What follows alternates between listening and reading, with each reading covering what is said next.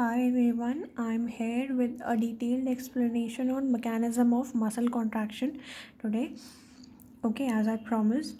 So we'll cover up everything. Muscle का structure मतलब skeletal muscle की बात करेंगे, उसका कॉन्ट्रैक्शन पढ़ेंगे तो उसका structure and everything will cover up the whole portion.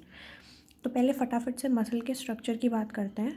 Muscle किससे बना होता है? मसल बंडल्स या फिर फैसिकल्स से. जैसे ये एक मसल है, ये 1 2 3 4 मैंने 4 फैसिकल्स बनाया है. ये मसल बंडल्स से बना है जिनके अंदर जो मतलब खुद मसल बंडल्स किससे बने हैं? मसल फाइबर्स से. Muscle fibres are basically muscle cells. ठीक है, जैसा एक नॉर्मल सेल होता है वैसा उसका स्ट्रक्चर होगा. उसके पास एक अपना प्लाज्मा मेम्ब्रेन होगा विच इज़ कॉल्ड सार्कोलेमा. उसका अपना एक साइटोप्लाज्म होगा विच इज़ सार्कोप्लाज्म. न्यूक्लियस होंगे, बहुत सारे होते हैं इसमें. मल्टी न्यूक्लिएटेड होता है या फिर एनसीईआरटी में वर्ड लिखा है सिंसाइशियम. ठीक है, सिंसाइशियल कंडीशन होती है इसमें, मल्टी न्यूक्लिएटेड कंडीशन को कहते हैं. राइट, तो ये है. और एक बहुत स्पेशल फीचर जो है, जो मसल कॉन्ट्रैक्शन में जिसका मेजर रोल है, वो है इसका endoplasmic reticulum which is called sarcoplasmic reticulum. अब अगर इसके मसल फाइबर या फिर मसल सेल की वैसे बात करें तो एक और बहुत मतलब इसका जैसे हम डिटरमाइन करते हैं अंडर माइक्रोस्कोप, जो उसका कैरेक्टरिस्टिक फीचर है that is striated appearance. Right, striated appearance. जैसे alternate light and dark bands are observed. वो क्या है? बेसिकली मायोफाइबर्स हैं जो कि पैरेलली अरेंज्ड होते हैं. ठीक है, लाइट एंड डार्क क्या? फिलामेंट्स हैं जो कि contractile proteins actin and myosin से बने हुए हैं. ठीक है, actin protein forms the light filament या फिर वो मतलब thin filament. Thick filament is made up of myosin protein. जो बैंड है, एक आई बैंड, एक डार्क बैंड मतलब A band, that is I band is isotropic band which is completely made up of actin. A band is made up of both actin as well as myosin. See, this is I band. ठीक है, ये I मतलब this is basically I band, this one is I band. ये thin filaments है यहाँ पर सिर्फ. ठीक है, thin filaments. ठीक है, ये है जैसे थिन फिलामेंट्स. ये जो बीच वाला पोर्शन है इसमें थिन भी है थिक भी है. Thin thick, this alternate thin thick filaments, this gives the that alternate bands वाला अपीयरेंस जो स्ट्राइटेड अपीयरेंस है. ठीक है, तो this portion is the A band and this is the I band. Okay, one thin filament is bisected by a Z line. Okay, तो एक sarcomere एक functional unit होता है मसल का. The basic functional unit is sarcomere which is actually composed of half I band. जैसे ये I band है तो हाफ जैसे बाइसेक्ट करा हुआ है तो half I band, one A band complete, half I band, one A band and another half I band bisected. Okay, this is the sarcomere का कॉम्पोजिशन. मतलब सार्कोमियर इससे बना है. एक क्वेश्चन एनटी अभ्यास में पूछा गया था, जो टेस्ट सभी हुए थे लॉकडाउन में. उसमें एक क्वेश्चन था कि एनाटॉमिकल यूनिट पूछा था उसमें मसल का. Options had sarcomere as one of the options and muscle fiber as one of the options. तो sarcomere wasn't the answer was muscle fiber. तो एक चीज़ ध्यान रखनी है, NCERT में मेंशन नहीं है anatomical unit के बारे में, बट फंक्शनल यूनिट sarcomere है and anatomical unit muscle fiber है. ठीक है, ओके, आगे बढ़ते हैं. अब एक्टिन और मायोसिन ये सब हमने पढ़ लिया. मसल का स्ट्रक्चर पढ़ लिया, ये पढ़ लिया सार्कोमियर का. वैसे आपको बेसिक स्ट्रक्चर पता होगा, मैंने एक अगेन थोड़ा रिवीजन हो गया. एंड अब बात करते हैं एक्टिन के स्ट्रक्चर की. एक्टिन प्रोटीन कैसा है? फिलामेंटस. ठीक है, फिलामेंटस 2 हेलिकली वाउंड फिलामेंट्स से बना हुआ है ऐसे. ठीक है, इसके साथ एक इसका सब यूनिट है which is called tropomyosin which is also helically wound along with this. Tropomyosin के ऊपर एक दूसरा प्रोटीन होता है विच इज़ ट्रोपोनिन, जिसके 3 सब यूनिट्स होते हैं. You can see these 3. इसके 3 सब यूनिट्स होते हैं which is troponin I, troponin T and troponin C. Troponin C का एक रोल आएगा अभी कॉन्ट्रैक्शन में, आई टेल यू. NCERT में नहीं है, छोटा सा है. ओके, तो ये हो गया एक्टिन का स्ट्रक्चर, और ज़्यादा इसमें कुछ इम्पोर्टेंट है नहीं.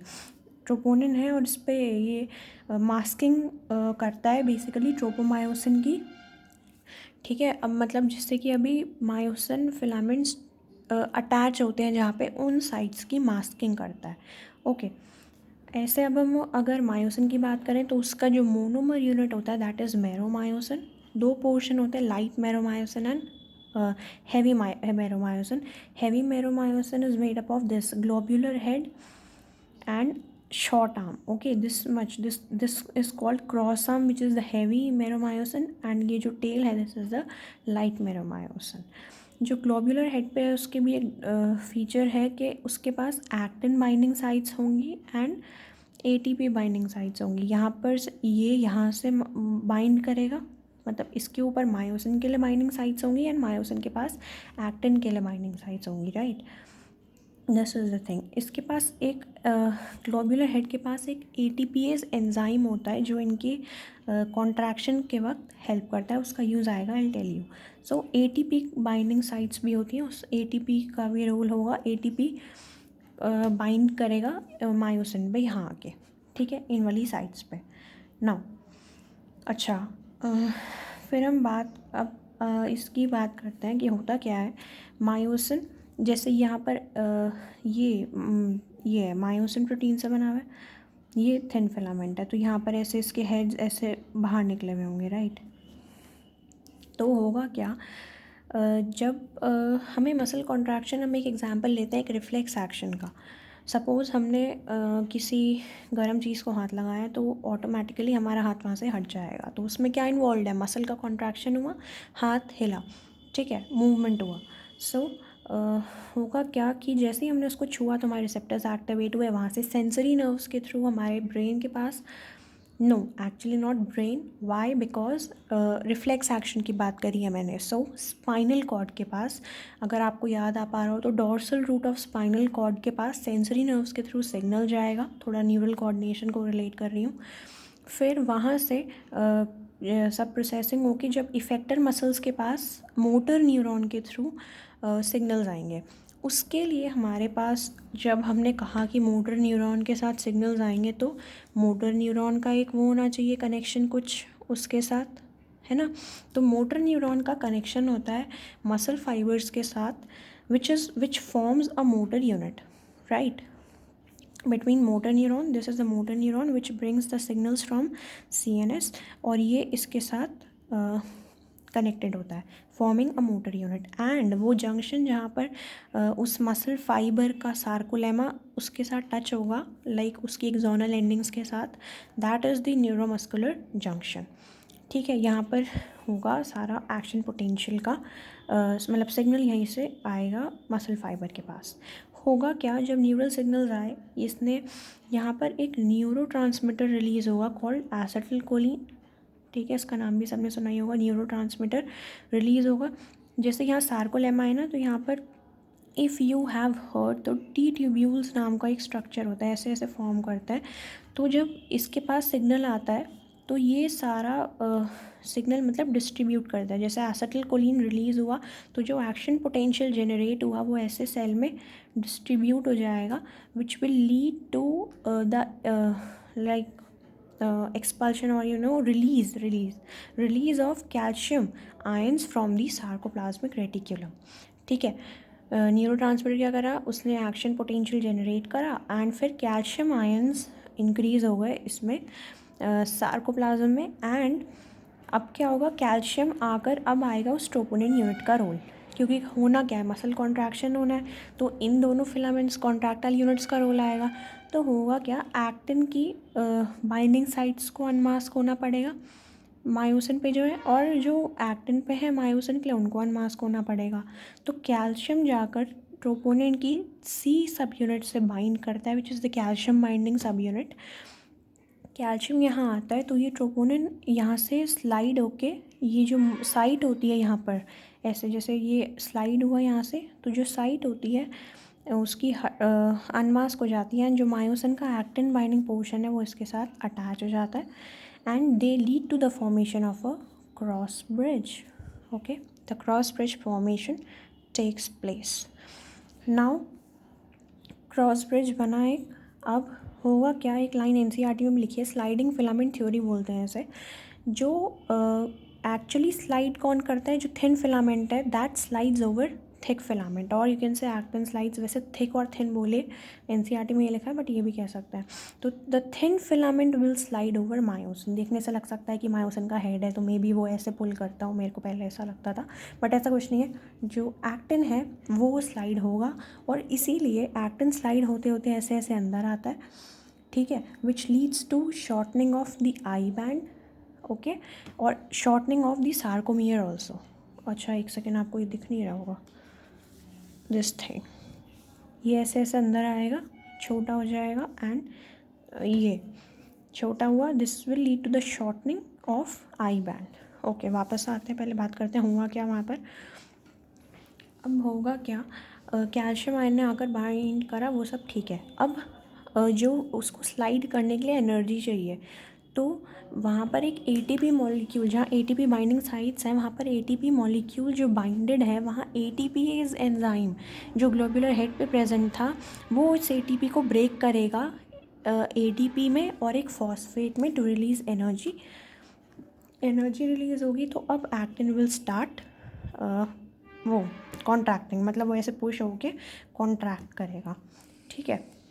ऐसे ही चलता रहेगा वापस, जैसे एक बार कॉन्ट्रैक्ट हुआ, अब फिर से एडीपी और दैट इनऑर्गेनिक फॉस्फेट वापस मिलके एटीपी बना लेंगे, उस पर एटीपी लाइक वापस बाइंड हो जाएगा, फिर क्रॉस ब्रिज टूट जाएगा, फिर से जब मतलब एटीपी बाइंड होगा उस पर, एटीपीएज उसे तोड़ेगा, वापस वही प्रोसेस होगा, और ऐसे ऐसे मतलब बार बार पुश करते करते जब तक कॉन्ट्रैक्ट होगा, जब तक कैल्शियम आयंस वापस सार्कोप्लाज्मिक रेटिकुलम में नहीं जाने लगेंगे, ठीक है।